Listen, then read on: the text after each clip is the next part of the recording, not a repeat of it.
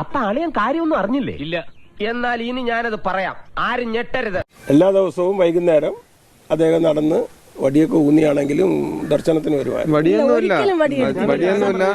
ഓ,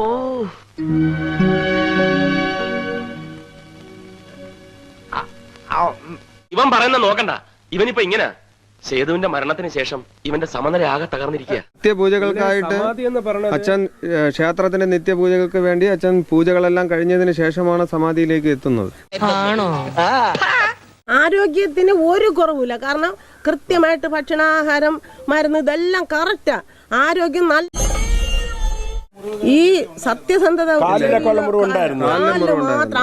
ബാക്കില് ഒരിക്കലും ഇല്ല. ഒരിക്കലും ഒരു കൊതു കടിക്കാൻ ഞങ്ങൾ അനുവദിച്ചിട്ട്. അത്രയും വേണോ?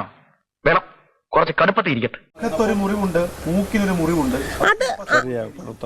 അത് ഈ പണ്ട് ഇങ്ങനെ എന്തോ ഈ പണ്ട് ഇങ്ങനെ എന്തോ ഇവിടെ തട്ടി ചെറിയ ഒരു തഴമ്പാണത്, മുറിവല്ല.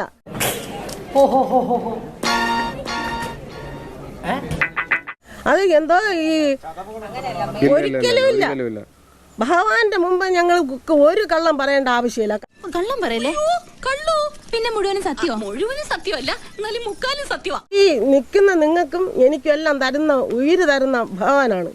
ഈ മഹാദേവന്റെ നടയിൽ ഞങ്ങൾക്ക് സത്യമേ പറയാൻ പറ്റുള്ളൂ. അല്ലെങ്കിൽ ഭഗവാൻ ഇതിനു മുമ്പ് ഞങ്ങളെ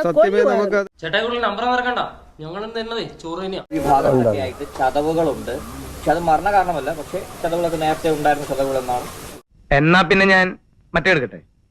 മറ്റേത് ചെവിട്ട് തൊഴിലാളിയാണ്, കൂലിപ്പണിക്കാരാണ്. ഒരു കൂലിപ്പണി ചെയ്യുന്നവർക്ക് മുറിക്കുന്ന ആളാണ്, വിറവ് ഈ തോളിലെടുക്കുന്ന ആളാണ്. ഈ തോളില് തടിയെടുത്ത് ചുമന്ന് ആ ക്ഷേത്രമാണ്. നിങ്ങൾക്ക് ഒന്നും പറഞ്ഞാൽ മനസ്സിലാവില്ല. ഹിന്ദു ധർമ്മം, സനാതന ധർമ്മം. അല്ല, അത് ഇവിടെ എങ്ങനെ എന്താ ഉദ്ദേശിച്ചു?